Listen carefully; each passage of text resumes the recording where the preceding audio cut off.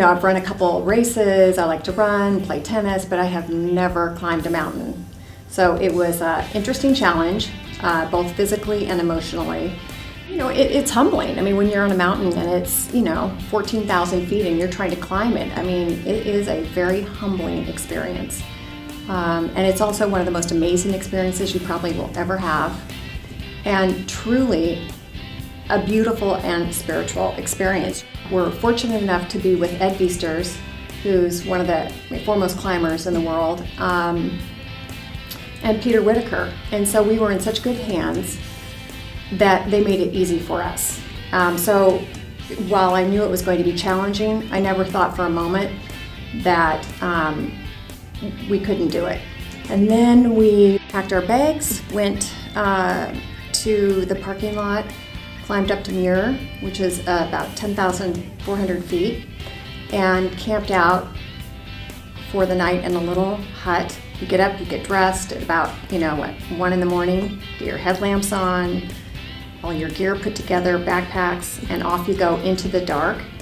And truthfully, the best thing about it is that you do start out in the dark, because if you had seen what you were going to be climbing in broad daylight, you might not want to take it on.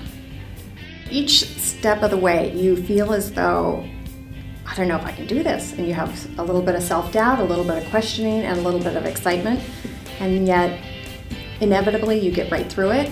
You get up to the top and you summit, and you cannot believe what you've just accomplished. I'm fortunate and humbled that I get to be a part of this group.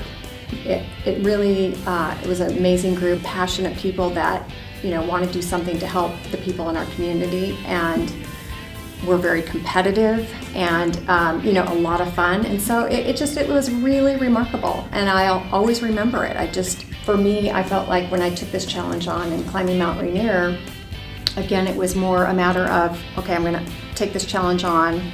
It's probably the biggest challenge I've had in a long time, but what I'm going through is nothing compared to what some of these people in our community are going through and living through.